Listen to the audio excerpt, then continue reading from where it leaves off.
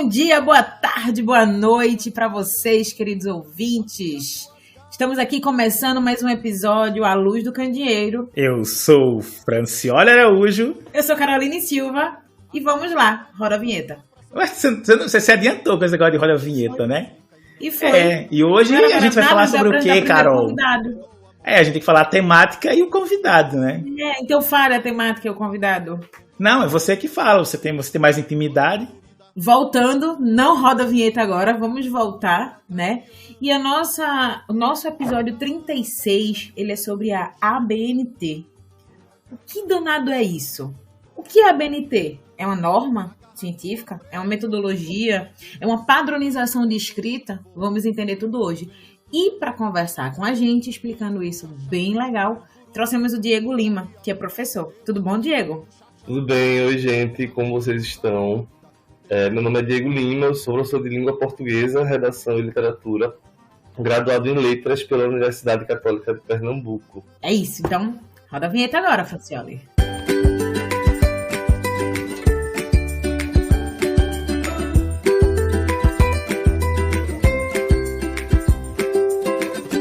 Vamos lá, né? A gente já deu essa breve introdução e a gente hoje vai falar, né, sobre a ABNT, os entraves, as dúvidas, as queixas, e vamos explicar o que é isso, para que serve, é uma padronização, é uma metodologia, o que é isso, Diego? O que é a ABNT, o que são normas da ABNT? Explica pra gente do iniciozinho, pra gente começar a contextualizar aqui. E lembrando que a gente está falando aqui da ABNT, não ainda em termos de instituição, né? Mas de um conjunto de normas que é organizada pela ABNT para especificamente a escrita, né? Isso. Vê só. A ABNT, ela surge com a ideia de padronização textual, tá? Padronização da produção textual, não a padronização textual. Vamos entender a ABNT muito próximo à língua portuguesa de modo geral e as regras gramaticais, que todo mundo critica tanto. Nossa, para que tanta regra? Por que existe essa regra? A fala, ela já existia antes mesmo da língua. Da mesma forma que a pesquisa existia antes da ABNT. Só que como a gente vai pegar essa fala e vai adaptar ela para todos os leitores? Então essa fala ela precisa de uma padronização para todo mundo que for ler da mesma maneira, interpretar da mesma maneira. Vou dar um exemplo bem pequeno, bem breve, sobre língua portuguesa. Todo mundo conhece essa regrinha básica da língua portuguesa, que antes de P e B se escreve M. Mas por que antes de P e B se escreve M? A gente tem uma organização fonética, onde quando a gente fala M, a boca fecha, quando a gente fala P ou B, a boca abre. Pom, bo, pom, pá. Se a gente falar com N, a língua tem que ir lá no dente, então ficaria pombo, ponta. Você não fala N sem colocar a língua no dente. Então, quando a gente vai para a escrita, como é que eu vou escrever ali pombo e Carol vai ler pombo da mesma maneira? Se a gente não tem uma padronização nessa escrita que é oriunda de um comportamento já humano. A ABNT ela surge na mesma ideia. A pesquisa a gente sabe que ela não morre, né? A pesquisa que gera outra pesquisa, a ideia de conhecimento gerar conhecimento. A gente compreende que o conhecimento ele gera o conhecimento. A gente tem hoje, eu hoje faço uma pesquisa, um mestrado, um doutorado e faço a publicação dela. Daqui a um tempo as pessoas vão visitar a minha pesquisa para desenvolver outras pesquisas ou usar como base para ou refutar ou incrementar o que eu pesquisei. Então, a ABNT, ela surge exatamente dessa ideia. A padronização da norma, como o Francioli disse, ela vai... Deixa eu ver como posso explicar para vocês. Ela vai ser formada, ela vai ser originada da ideia de reprodução científica. Eu vou pesquisar, eu vou publicar. Mas de que eu vou pesquisar? Onde eu vou encontrar o fundamento da pesquisa? Onde eu vou encontrar informações sobre o meu objeto de estudo? Se não houver uma padronização sobre isso, eu posso pegar o meu resumo e jogar para o final. Por que eu tenho um abstract? Por que esse abstract é em inglês? Então, tudo isso são normas que vão nascer para desenvolver uma padronização de publicação de pesquisa. E essa padronização de publicação de pesquisa serve para outras pesquisas e assim por diante. E aí eu tenho uma pergunta justamente em relação a isso, é uma dúvida, inclusive. Essas normas da ABNT, e aí eu estava até fazendo um compiladozinho, né, no próprio site da ABNT, eles vendem um pacote com normas, várias normas para determinados fins, como, por exemplo, para dissertações, teses, monografias, outras para escritos científicos, relatórios técnicos, etc. E aí eu me pergunto, e lhe pergunto, essas padronizações da ABNT, elas padronizam escrita ou formatação? Tá, bora lá. Ambos. A ABNT, ela não é uma norma gramatical. Ela é uma norma... ela não é uma regra de língua portuguesa. Ela é uma regra de formatação, sabe? Diego, como assim? Quando a gente vai para a língua portuguesa, a gente tem regras gramaticais e temos a utilização de norma culta padrão e não padrão. E eu posso falar para você que tu viu o menino andar. Você consegue compreender o que eu digo? E tu viu, eu estou usando um verbo na segunda pessoa, um pronome na segunda pessoa com um verbo na terceira pessoa. Isso é altamente compreensível, isso é altamente utilizado no cotidiano. Só quando a gente vai para a BNT, não a BNT, né? Eu vou para uma pesquisa científica, você precisa usar a norma culta padrão. Eu vou fazer uma apresentação jornalística, você vai usar a norma culta padrão. Isso são regras que são atribuídas ao gênero. Então, independente de a BNT, se você está na escolinha, ali no ensino médio, e o professor não pede a BNT, você não vai digitar o trabalho com a norma não padrão. Você não vai botar gíria no seu trabalho, não é ideal. Para que no gênero trabalho não pede.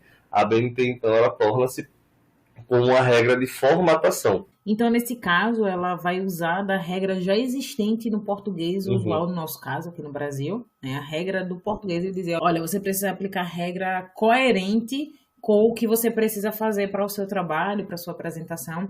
Ela vai pegar o que já existe, né? Que já é utilizado pelo português, né? E vai dizer, você precisa aplicar desse jeito. É mais ou menos essa a ideia?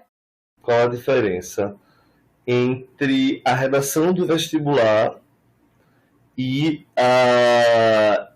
uma pesquisa científica exposta em ABNT? Qual a diferença dos dois? Eu pensava que era a forma de contar a história, né? Eu podia contar num contexto não totalmente culto, né? Eu podia trazer traços do cotidiano e, diferentemente do artigo científico, que eu tenho que contar na forma culta, que outras pessoas possam ter acesso e entender. Só que num padrão, né? Vê.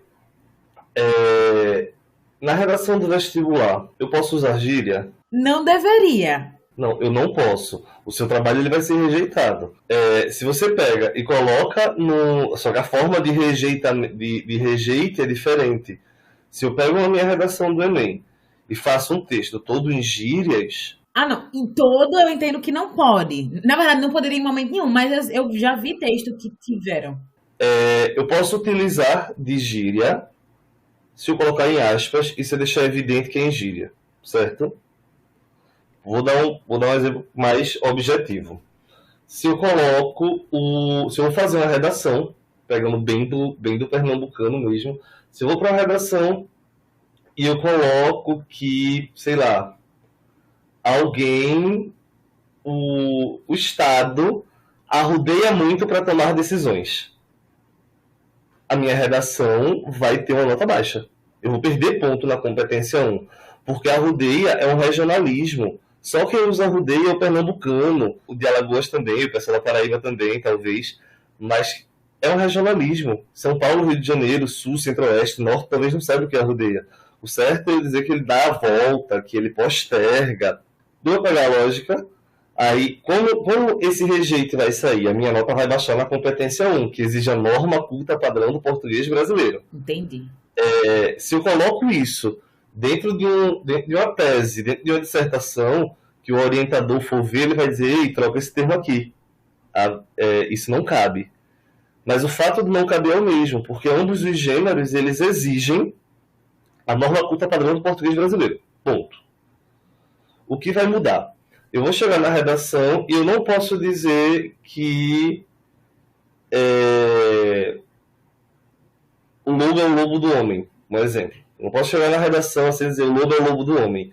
Eu tenho que dizer de onde isso veio, quem foi que publicou, ou dizer a obra que foi publicada. Tudo isso são ordenamentos de justificativa do meu argumento, do meu ponto de vista ali, da minha opinião.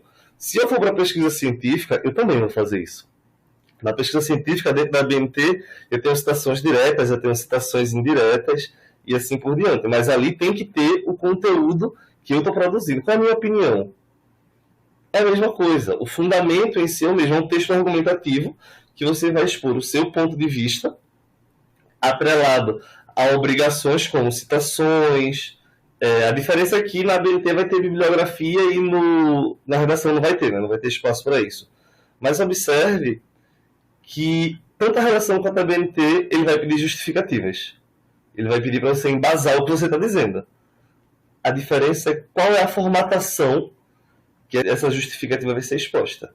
Então a ABNT ela se aplica com formatação. É diferente, assim, acho que normalmente a gente vai ter em algumas instituições a criação de alguns manuais, né, onde você vai ter normalmente a replicação, ou muitas vezes é um copia e cola, né, simplesmente para deixar aquela norma que é paga numa versão acessível para os estudantes.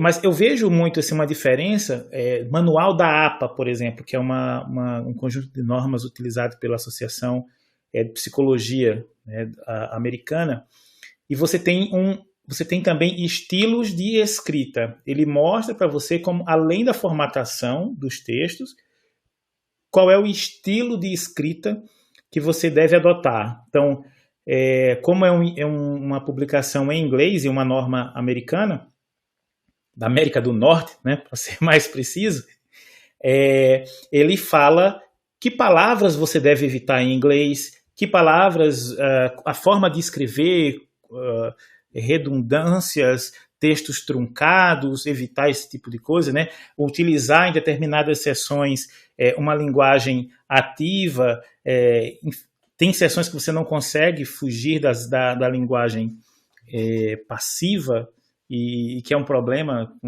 né, quando você está escrevendo principalmente em inglês, mas eu sinto falta disso um manual de escrita, né, em português associada com as normas da ABNT, porque ela fica muito em termos de padronização do documento, né? É um modelo de documento que você vai ter que usar, como você fazer, tudo mais, e isso é o terror de muita gente, né?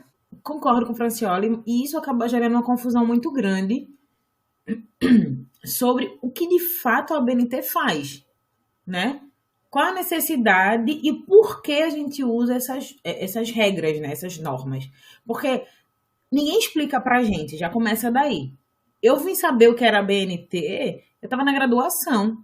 E isso, a ABNT, a gente usa desde o ensino, se brincar, fundamental, né? Que seria o correto para a gente aprender, a melhorar o padrão de escrita cada vez que o tempo passa e o grau que a gente vai evoluindo. Só que existe uma necessidade da gente ser, em alguns pontos, em algumas escolas, em alguns ensinos, da gente ser, eu não sei a palavra certa, mas a gente, na verdade, a gente não ser apresentada a norma. Não sei se por medo, se por falta de tempo, se por... Não sei. Assim, mas lógico que eu vou deixar o Diego falar, né? Mas eu particularmente, né? Eu conheci a ABNT teoricamente um pouquinho antes, porque eu vim do ensino técnico, e no ensino técnico você acaba conhecendo a ABNT. Não necessariamente como você conhece a ABNT enquanto instituição, enquanto normas técnicas voltadas para aquela área que você está fazendo. E você acaba percebendo que ela tem norma para tudo, né? As normas, as NBRs, ISOs, etc. Mas quando você chega na parte da escrita, é só quando você realmente entra ali com o professor e diz, olha, tá aqui, aplica as normas da ABNT. E aí você vê que é mais uma questão de padronização mesmo, que você consegue fazer ali facilmente, se você tiver acesso ao pacote Office, né? Aí fica fácil para você trabalhar com os estilos e tudo mais, né? Ou e alguns desses outros softwares realmente são um pouquinho mais complicados de você trabalhar com todos esses estilos, mas assim, mais complicado porque por uma questão de familiaridade, eu diria, né? Mas eu não sei se por não ter um estilo de escrita, não ser normas de estilo de escrita, ela seria tão necessária. Inclusive, assim, quando eu via muito assim, nos programas da disciplina de metodologia científica, os professores falando sobre a BNT, e eles praticamente passavam todo o curso, toda a disciplina, dando a BNT. E aí, quando eu comecei a lecionar, os alunos, foi a primeira coisa que perguntaram: professor, você vai falar sobre a BNT? Eu digo, não. Você sabe ler? Sabe, sei. Então, a norma está aqui.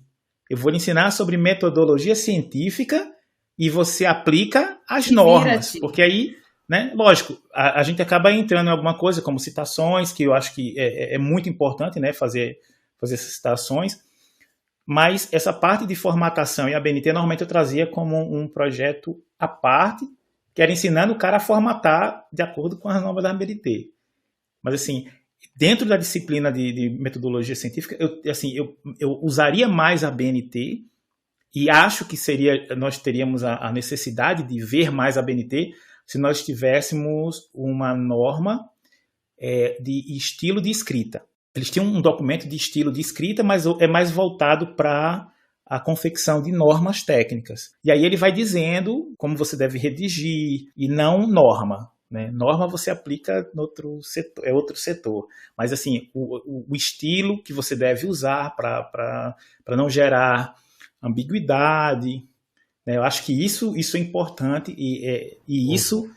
se a BNT tivesse um documento realmente assim, que a gente pudesse aplicar, aí seria interessante aplicar, acho que não no ensino fundamental, né? Fundamental ali, porque aí você está ainda nesse processo de construção, né? Não é a minha praia, a parte da língua, do idioma, né? Mas acho que ali você ainda tá pegando os trejeitos, ainda está começando a escrever, e aí chega um determinado ponto ali no ensino médio que você começa a ter mais... desenvolver melhor, né, o ato da escrita, a escrita, em alguns casos, seria bom se fosse para todos, mas não é. E aí eu acho que o estilo seria mais importante. Mas não sei se o Diego concorda, né? Eu peguei o que vocês disseram, eu vou fazer um apanhado do que vocês comentaram e fazer os devidos comentários em cima. Vou começar pelo último comentário do Francioli. Tu comentou que existiam, me corrigi se eu entendi errado, que existia o termo de normas de escrita para textos técnicos, não é isso? Isso. Pronto. Isso é importante na língua portuguesa, porque existem públicos, vamos entender dessa maneira. Para tudo que se há, existem públicos-alvo. Para todo texto existe um público-alvo. Nós estamos hoje fazendo um podcast para um público-alvo, ou, na verdade, para um público-alvo extremamente abrangente, feito que Carol me trouxe a proposta, né? Olha, diga, a intenção é que esse podcast ele seja acessível para pessoas que estão na academia, pós-docs, e que seja acessível para pessoas que ainda nem entraram na academia. Então, observe que a gente usa um linguajar, e mesmo sem querer, nós evitamos termos técnicos, que é para atingir esse público. Se o texto que você vai produzir ele é um texto técnico, de origem técnica, ele vai ter uma finalidade para pessoas que compreendam aquela esfera técnica. Então aí ele tem uma padronização de escrita. Aí é uma necessidade da padronização de escrita. Quando a gente fala em relação à língua inglesa, que tem isso, a gente tem que observar qual é a diferença da língua inglesa para a língua portuguesa. Daí a gente já começa. Vou pegar um exemplo bem pequeno. Eu tenho uma coisa chamada sujeito nulo e sujeito pleno.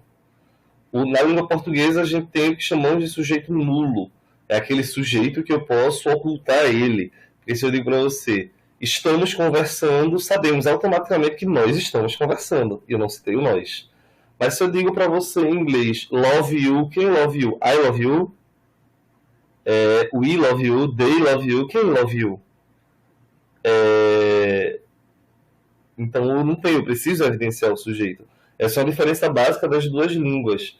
Então o inglês ele é muito mais suscetível a determinados conflitos linguísticos do que o português. Apesar de porque o português é uma língua extremamente rica, podemos dizer assim.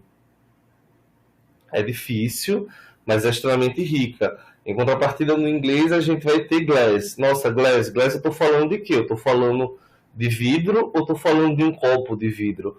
Então, eles colocam essas exigências aí para você deixar claro, dentro dos contextos, do que você está falando. Se o seu objeto de estudo é o vidro de modo geral, ou se é um objeto copo feito de vidro. Quando a gente vem para a língua portuguesa, e aí é um ponto que é preciso ser trabalhado. Em tese, a BNCC diz isso, né, que exige isso, mas sabemos que o déficit educacional é alto. O aluno ele tem que sair do ensino médio sabendo o que pode e o que não pode em um texto formal.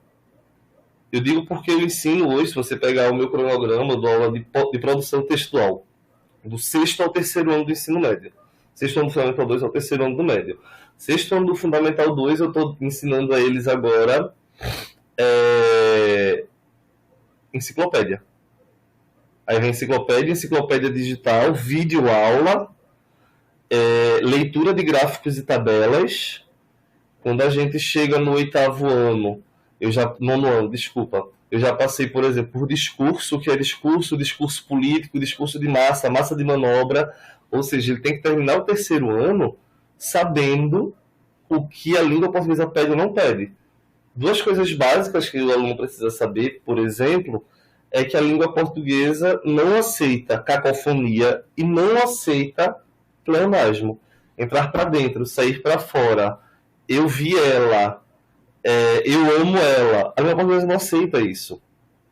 Então, o aluno, quando ele chega na universidade, em tese, ele tem que saber disso. Mas se o bichinho ama, deixa ele amar. Você ama quem? Eu amo ela.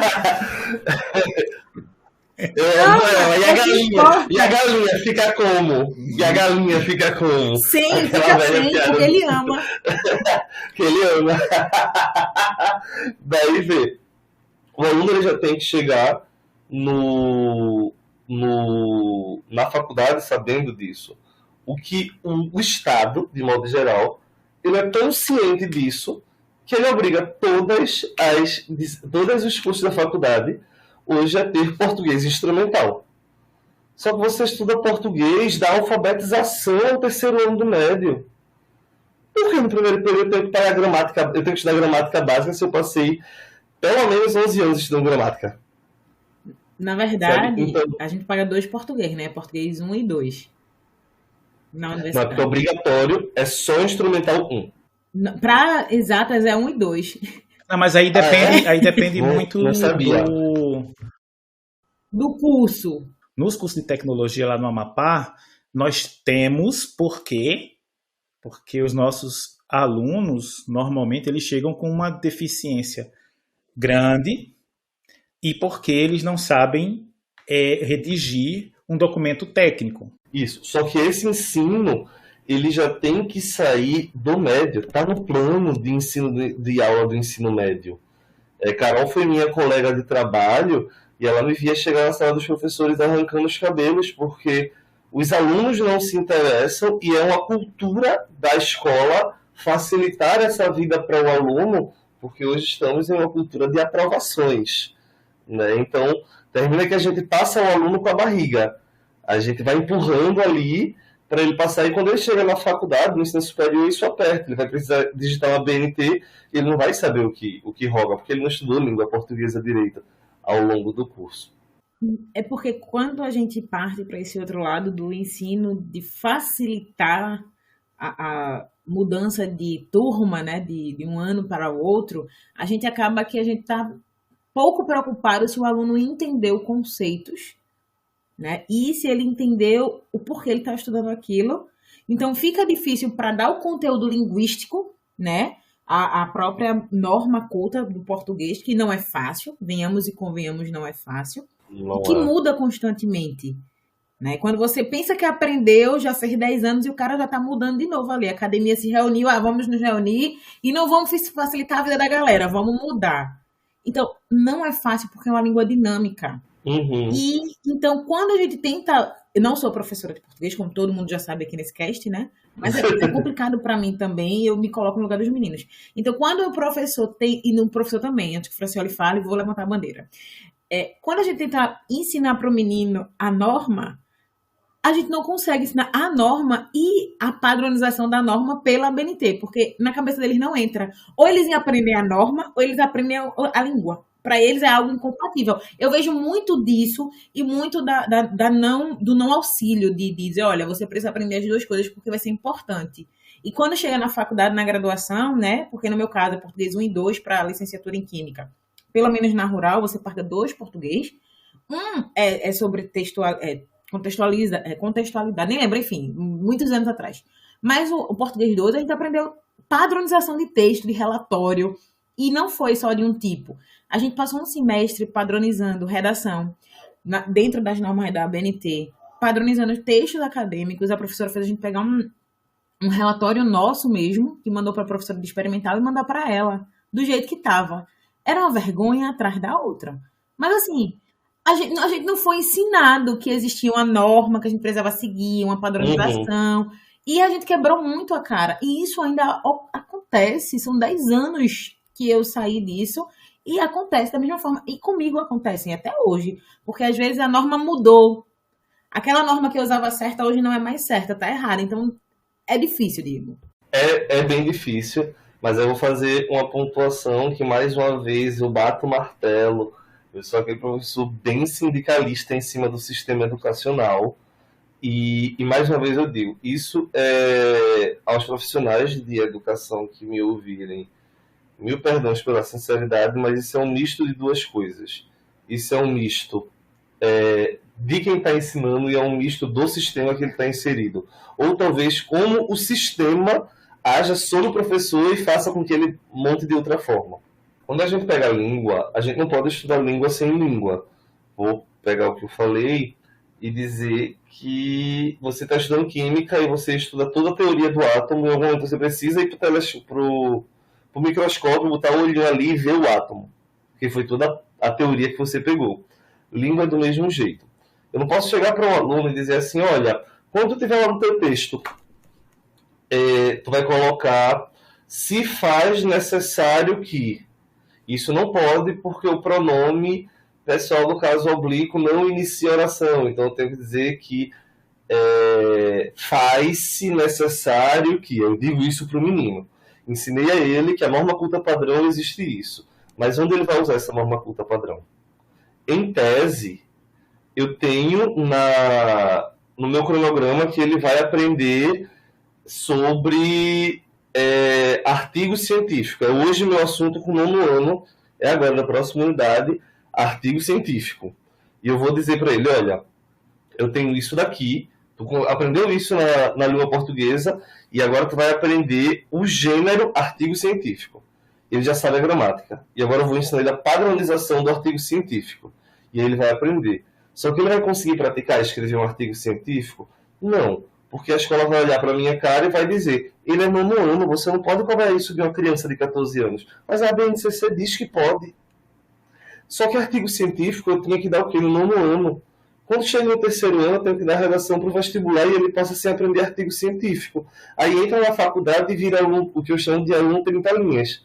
Porque só sabe escrever 30 linhas para passar no vestibular. E depois? Então, olha como o sistema, como o centro educacional barra a função do profissional. Por isso que quando chega no ensino superior, ele não sabe nem o que é a ABNT. A escola não deixou ensinar. Teoria morre. Teoria morre. Os alunos só conseguem escrever 30 linhas porque eles passam 3 anos no ensino médio limitados a 30 linhas treinando apenas aquilo, porque outro gênero não existe. É só o que o Enem pede. É só o que o Enem pede. Daí existe esse ponto, sabe? Voltando um pouquinho sobre uma coisa que vocês pontuaram, não lembro exatamente qual dos dois, foi o levante de por que existe a ABNT, né? Que é uma dúvida muito grande. Por que existe a ABNT? Vou contextualizar um pouquinho da história da ABNT. Não sei se vocês sabem como a ABNT surgiu e por que a ABNT surgiu. Vou pegar, vocês melhor que eu sabem, que pesquisa científica, principalmente quando se trata de dados laboratoriais, tem que existir um padrão para aquele estudo. Até porque tem que comparar o estudo. Por exemplo, o Carol estuda hoje um assunto X, faz uma pesquisa em cima de X, e daqui a uns anos eu quero ver como vamos pegar o mesmo exemplo do átomo. Carol estuda hoje o funcionamento do elétron no átomo, certo? E ela fez esse estudo hoje, com a tecnologia que ela tem acesso hoje. E ela submeteu esse estudo e esse estudo foi aceito. Daqui a 10 anos, a tecnologia aumentou, os estudos foram evoluindo, eu quero estudar a mesma coisa que ela estudou. E aí eu quero comparar o meu estudo com o dela. Se ela não tiver no mesmo padrão que eu não consigo comparar, porque a metodologia vai ser diferente, a aplicação vai ser diferente. E a ABNCC, ela surgiu exatamente por isso. Ela nasceu, né, ali por 1940, por causa de conflitos que os laboratórios tinham entre si. Um laboratório fazia uma pesquisa, outro laboratório fazia a mesma pesquisa, uma pessoa fazia uma pesquisa e um laboratório aceitava. O outro laboratório não aceitava a mesma pesquisa porque cada um queria cobrar do seu jeito. Então, os dois laboratórios, inclusive, foram, deixa eu só conferir aqui que eu deixei no meu rascunho, INT, que é o Instituto Nacional de Tecnologia, e o IPT, que é o Instituto de Pesquisas Tecnológicas. Eles são muito rigorosos, eles eram muito rigorosos, respeitados, só que como uma mesma pesquisa era aceita por um e não aceita por outro, porque não havia um padrão. E esse padrão dificultava a análise do laboratório e as análises entre si. Por exemplo, como eu vou chegar e dizer que a pesquisa de Carol tá obsoleta se eu não tenho como comparar elas? E eu literalmente não tenho como comparar elas porque elas estão em moldes diferentes. É daí que nasce a necessidade da padronização. Vou dar um exemplo para vocês de como funciona. Damares, recentemente, vocês devem ter acompanhado, que ela mudou a metodologia de pesquisa do feminicídio, assédio contra a mulher e todas as diretrizes da Maria da Penha e tal. Ela mudou as diretrizes de pesquisa. Se ela muda as diretrizes de pesquisa, não tem como comparar. Ou seja, se a gente pega um índice de feminicídio e de agressão contra a mulher em 10 anos, a partir de 2019, é como se de 2019 para trás não existisse nada, porque eu não tenho como comparar. Porque eu mudei a metodologia. Então imagine, se não existe a BNT, eu estudo átomo, Carol estuda átomo, Franciola estuda átomo. Como a gente vai comparar as 3 pesquisas e alinhar os dados que estudamos se a gente não tem a mesma metodologia, a mesma padronização de exposição? Se eu pego o texto, eu coloco um gráfico no começo, Carol bota no meio, Franciola bota no final. O meu resumo está lá no final. Eu boto abstract e Carol não bota. Um bota resumo estendido, o outro não bota. Eu coloco a data de um jeito, o outro coloca do outro. Então, assim, a necessidade da padronização é para manter uma excelência na pesquisa, na forma de expor a pesquisa. Corrigir. Porque às vezes a pesquisa é ruim, mas ela só está exposta de uma maneira bonitinha. Existe essa diferença. E lembrando assim que a ABNT é um padrão que você só usa no Brasil, né? Isso. E aí acaba assim, a gente acaba tendo... Ele é um padrão. Principalmente quando você tá lá no seu mestrado, no doutorado, precisa publicar, né? Acho que na área da Carol é muito comum, na minha área, quer dizer, a minha área também é a mesma da Carol, em termos de... a gente não trabalha muito com átomos, né? Mas somos das exatas. O seu foco de produção é para inglês, né? A gente foca... Olha como é que fica o negócio, né? Nosso foco de produção é para inglês ver, né? É uma produção internacional. Então, assim, a gente acaba tendo que entrar em contato com outros tipos de normas, né, de padronização, mas que a ABNT não foge muito, né, dessas outras normas, né? Uhum. Dessa norma geral, né? É porque a norma, ela vai se dar dentro da necessidade de cada país e período. O que às vezes eu acho um problema, às vezes eu não acho um problema. Porque se a gente pega e diz, não, a gente tem que fazer uma forma de padronização global, automaticamente a gente faria uma norma de padronização da América do Norte. É automático, porque a gente vai pegar a economia e força da língua, a América do Norte sai na frente. Aí a gente pega uma pesquisa científica brasileira. Se há uma dificuldade, como a gente já comentou, do estudante de nível superior com língua portuguesa no nível educacional brasileiro, imagina se ele tivesse que produzir em inglês. A gente não tinha pesquisa no Brasil, já é defasado. Então, existe esse porém, mas é preciso pensar como o pesquisador lida com isso. Como o pesquisador iria lidar se a ABNT se adaptasse a uma norma global?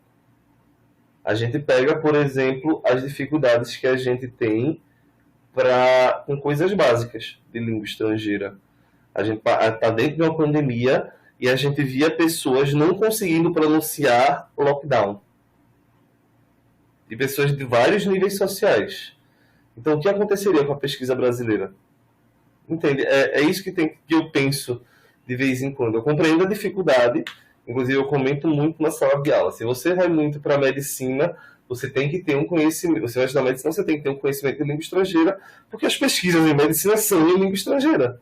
A grande maioria das pesquisas mais relevantes são em língua estrangeira. Mas e se eu não tiver?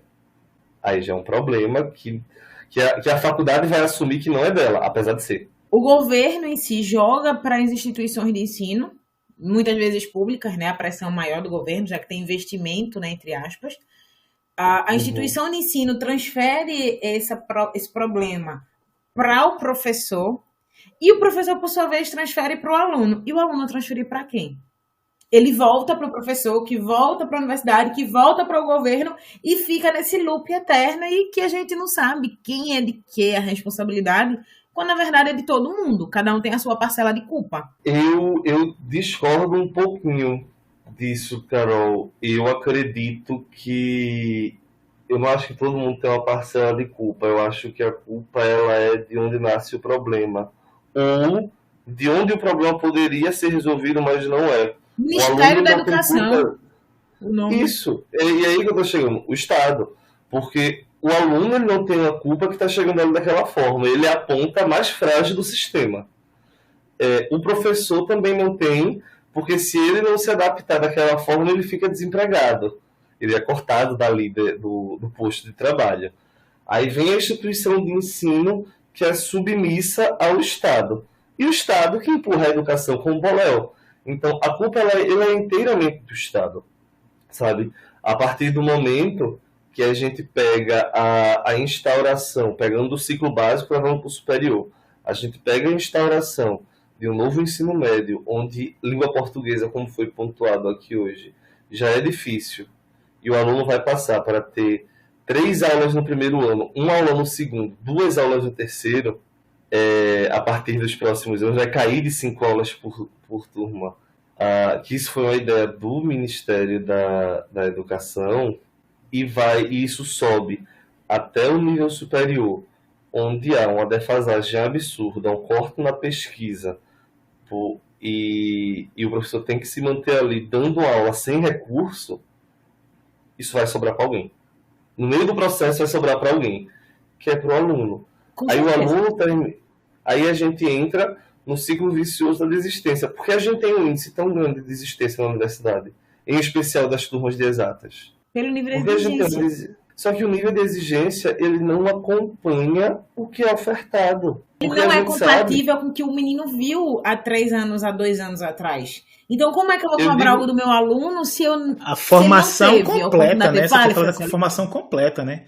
Porque, vamos dizer o seguinte, né? A gente tem acho que tem de forma bem generalizada um conceito e preconceito em relação às diferentes áreas. Então, a pessoa normalmente vai dizer, eu sou de humanas, não sei, não preciso de matemática.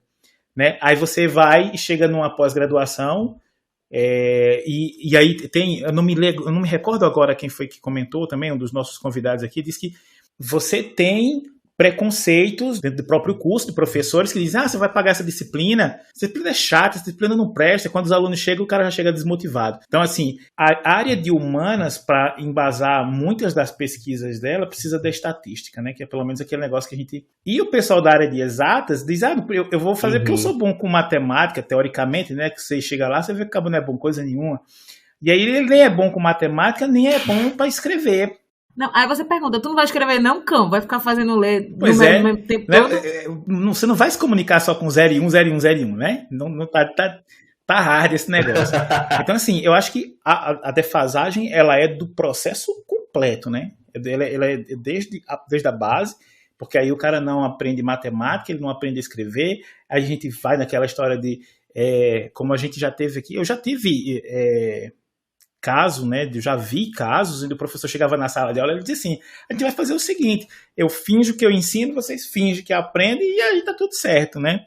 E assim, quando a gente fala da culpa do governo, né, dessas imposições, que é sempre essas mudanças, elas partem sempre de cima para baixo, e ele diz o seguinte, olha, vai ser dessa forma, vocês se virem. Se chegasse pelo menos assim, olha, a gente vai ser dessa forma, mas nós temos uma estratégia. E aí vocês vão ter que adequar essa estratégia à realidade local. Mas nunca é assim. Vai ser assim e vocês se viram. Mas tu sabe de onde vem, Franciola? Eu bato muito na tecla, eu comento muito, e eu tento fazer com pouco espaço de tempo que eu tenho na sala de aula, porque apesar de ser de língua portuguesa, eu acho o tempo de língua portuguesa baixo para ensino. 5 aulas semanais é baixo, do mesmo que 2 aulas semanais para química é extremamente baixo, não é nada. Se você for para artes, então a gente nem fala. E isso faz com que nós sejamos extremamente limitados dentro da sala de aula, né, ali no posto. E isso vai influenciar a pesquisa científica no nível superior. Por quê? Vou pegar mais uma vez o exemplo da educação extremamente básica. A gente aprende que antes de P e B se escreve M desde muito criança. E levando para a psicologia educacional, a criança é um ser curioso. Ele sempre vai perguntar o porquê de absolutamente tudo. Se você apresentar com ele e dizer, olha, isso daqui é uma garrafa, ele vai virar para você e perguntar, mas por que o nome é garrafa? A criança pergunta, a criança é curiosa. E quando o professor diz que existe uma regra que ele é obrigado a seguir, que antes de P e B se escreve M, e o aluno levanta a mão e pergunta, mas professor, por quê? Ele olha para sua cara e diz, por que é assim? E aí o aluno não pergunta mais, porque ele vai entender que é assim. Aí vai para a matemática. 2 mais 2 é igual a 4. Tá, mas por que 2 mais 2 é igual a 4? Porque é assim. Bora seguir. Bora decorar a tabuada. 2 vezes 2, 2 vezes 4, 2 vezes 8, porque é assim. Isso causa no aluno um bloqueio de pesquisa. Porque, vê, ele cresceu toda a formação básica, tendo todas as dúvidas podadas. Ele não sabe para que nada funciona, ele só sabe que funciona. Eu digo que o aluno, ele é um motorista ali dentro. Você pega para aprender a dirigir, você sabe que tem que pisar na embreagem, soltar para o carro andar, o pedal do meio freia e o acelerador acelera. Mas o aluno, ali a pessoa que está dirigindo, não quer saber qual é o processo que faz o carro parar. Ou o que é que acontece quando você pisa na embreagem? Aí quando o carro quebra, você paga milhões para um mecânico olhar e dizer, é esse parafuso. Se você soubesse o funcionamento, você saberia porque o carro não está andando. É o caso do aluno. Observa que ele vem desde o ensino infantil sendo podado das dúvidas. E a pesquisa nasce da dúvida. Ele chega no 3º ano sem aprender as coisas, ele decora regrinhas pequenas. Quando chega para a universidade, ele é obrigado a pesquisar, ele não sabe pesquisar. E se ele não sabe pesquisar, ele não foi induzido à escrita e a escola não dá tempo de ensinar ele a pesquisa científica, ele nunca vai aprender a BNT. Aí vai virar o quê? Aquele aluno mediano que vai ficar pagando para os outros botar a BNT e empurrando o trabalho para a barriga porque ele não sabe pesquisar, não sabe escrever e não sabe padronizar. Então ele sabe o quê, pelo amor de Deus? Nada. Esse é o ponto. A pessoa entra na faculdade sem saber de nada. Eu digo por um choque que eu tive, eu entrei em letras, eu gostava de letras, eu me interessava por letras. Na primeira semana de aula, eu tive aula de introdução à gramática e a professora disse, não, o que é o certo na língua portuguesa? E eu lembro que eu respondi o que estava gramática. Aí ela virou e disse, mas qual gramática? E a minha resposta automática foi, tem mais de uma? Tem mais de uma? Porque a gente passa 11 anos na escola pensando que só existia uma gramática. É a gramática e a gíria, e são dois extremos, não tem nada no meio disso. Aí chega na faculdade e descobre que existem para mais de 6 esferas de gramáticas diferentes. Tem gramática, inclusive, que tem uma classe de palavra a menos do que a restante. Uma estética de gramática. Tem uma gramática que é alinhada com matemática, uma gramática extremamente alinhada com exatas, que só passei na disciplina porque eu fui estudar matemática, literalmente. E aí? O aluno não pesquisa isso na escola. Eu vejo assim, falta tanto planejamento que nós poderíamos ter uma vida acadêmica muito melhor se nós tivéssemos a possibilidade de trabalhar todas as disciplinas de forma integrada. Né? Você poder integrar essas disciplinas. Porque o cara está lá no texto de química, ele poderia ter o conhecimento do português ali associado à matemática, e infelizmente assim a gente não tem, e nesse ponto eu concordo com as exposições que a Carol já fez aqui, né, você acaba não tendo tempo para fazer esses planejamentos que colocariam um aluno de verdade, assim, olha, eu estou na vida, eu estou estudando para a vida, porque na vida você não consegue dissociar essas coisas, né? A gente passa o tempo todinho ali estudando como se estivesse com uma viseira de burro. Eu só vejo português, eu só vejo matemática, eu só vejo química. E aí você se embanana todo quando você chega na vida e vê que tá tudo junto. Isso. Eu vou dar um exemplo para tu, Francioli. Eu trabalho muito em cima disso quando eu vou para dentro de redação. Quando eu trabalhava com Carol, às vezes eu chegava para Carol e dizia: amiga, qual é o conceito disso em química? E saía anotando, saía pesquisando. Porque eu levava para a redação isso. E eu vejo que é possível. A galera, o professor, por muitas vezes, e aí é uma culpa dele. Eu entendo que o sistema é difícil, mas se o professor desacredita na educação, fica mais difícil ainda, sabe? Mas o professor, ele tá tão chicoteado desse sistema que ele começa a entender que o aluno é burro. E o próprio professor coloca a viseira no aluno. Ele não abre o panorama, né? Ele fecha o panorama. E eu tive uma aluna, foi a aluna de Carol no tempo também, que ela fez uma alusão no texto dela que eu fiquei assim em choque. A minha cara foi no chão. Que eu disse: não, meu trabalho dá certo, então se dá certo eu vou pontuar desse jeito. O tema era a eutanásia, e ela pegou o catalisador e ela fez uma alusão mostrando que o catalisador ele acelera uma reação química, e a morte do ser humano é um processo químico de oxidação das células, e que a eutanásia é um catalisador humano. E eu disse: gente, ela conseguiu chegar onde eu queria que ela chegasse, onde eu esperava que ela chegasse. Então é possível integralizar as matérias. Talvez, claro, seja muito complicado integralizar química com ciências sociais. Talvez seja difícil. Mas tem como integralizar através de outra disciplina. Eu posso pegar a redação e sentar os três e dizer: olha, tenta juntar essa teoria X com isso e mostrar para o aluno que ele pode usar isso num texto, sabe? O que aconteceu? Vamos pegar evolucionismo. O que o período de ascensão do evolucionismo interferiu em química?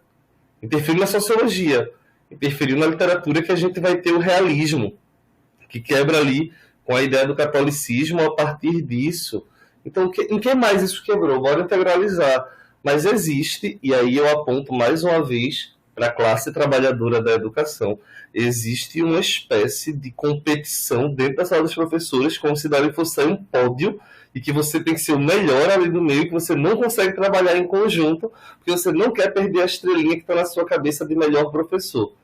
A ABNT trouxe para a gente, nesse cast, muitas frestas, né? Muitas lacunas que ela abre. Na verdade, o Estado permite que seja aberta. Uhum.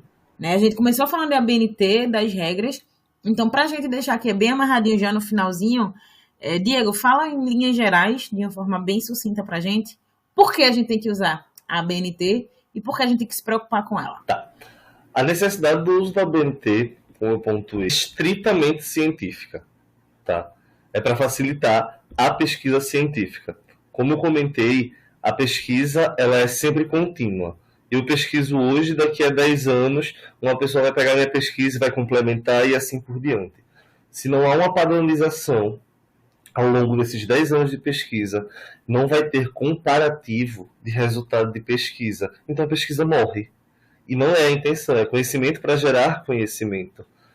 A importância da ABNT é, basicamente, manter uma excelência dentro da exposição da pesquisa, manter a pesquisa viva e contínua, sem gerar nenhum conflito que faça com que aquela pesquisa seja anulada. Basicamente isso. Perfeito. Então, Francioli tem recado pra gente hoje, quer finalizar como? Todo episódio eu fico só cobrando as lives, né? Não, a gente vai voltar. Farrapei, essa palavra é bem regional, né? Eu deixei de lado um pouquinho, mas a gente vai voltar sim. Já estou contactando aí os nossos próximos convidados para as lives. Acho que tem uns 2 meses que você está contactando esse povo. Não, faz 2 meses que eu estou enrolada na pós-graduação e veio saúde na família e veio uma coisa em cima da outra e só golpe em cima de golpe e eu caí em todos. Eu queria dizer que eu caí em todos os últimos golpes. Mas sim, vamos ter, pessoal. A gente tá esperando de Glória, que a gente tá aí esperando de Glória, que eu sei que chega, viu, galera? Sei que ele vai chegar, as lives vão voltar, contem comigo para isso. Mas não temos recadinho do Francioli. Entendeu sobre a contextualização da ABNT, Francioli?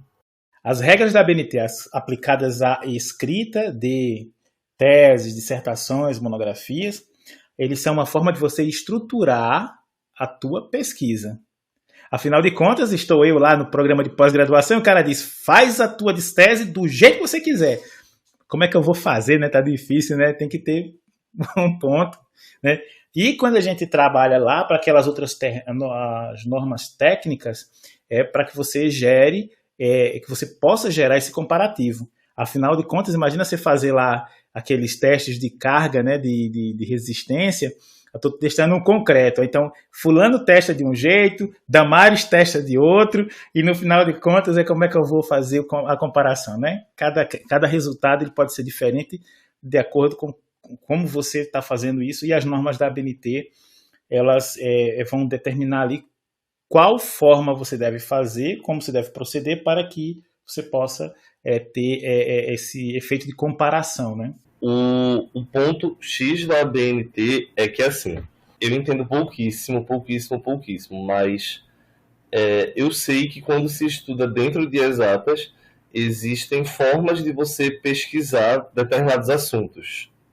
Ou melhor, vamos pegar duas linhas básicas. Pesquisas quantitativas e pesquisas qualitativas, certo? Se eu faço uma pesquisa quantitativa e você faz uma pesquisa qualitativa, são pesquisas completamente diferentes. O método que a gente usou foi diferente. Mas a forma que eu vou expor esse resultado tem que ser o mesmo. E aí que entra a BNT. Para que o meu resultado e o seu resultado seja lido da mesma forma, apesar das pesquisas serem diferentes.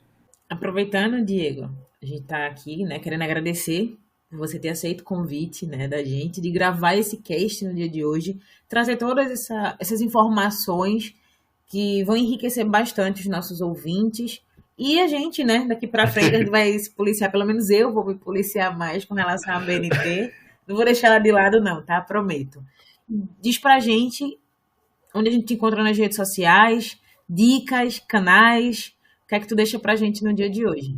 Hoje hoje vocês me encontram pelo meu Instagram profissional, o Prof. Diego Lima, Diego com Y, tá? Ele tá bem parado por agora, porque a pandemia transformou o trabalho que era em educação, que já era grande, em triplo. Então eu não estou com tempo para me deitar em rede social a produzir. Eu estou com o conteúdo já caminhando para a produção, para colocar ali. Me encontra por lá, me encontra também por e-mail, caso seja Diego Lima, Diego com Y também, tá? Diego Lima, @live.ca. É CA mesmo, tá, gente? É C de casa, A de amor, não é com, não é BR, nada. Diego Lima, tudo junto, @live.ca. Pois então é isso. Quer deixar algum agradecimento, algum recadinho para alguém? Eu quero agradecer primeiramente a vocês dois pelo convite, foi maravilhoso a experiência de gravar esse cast com vocês. Eu estava bem tenso inicialmente, mas foi extremamente divertido. Vocês são maravilhosos, me convidem mais vezes para mais temas. Eu estou completamente disponível. Agradecer a todo mundo que está ouvindo até aqui, né? Porque como a gente comentou no começo, a BNT não é algo que as pessoas gostam muito de ouvir, gostam muito de estudar. Então, se está aqui até agora é porque teve seu esforço, tem seu mérito. Mas acho que basicamente isso.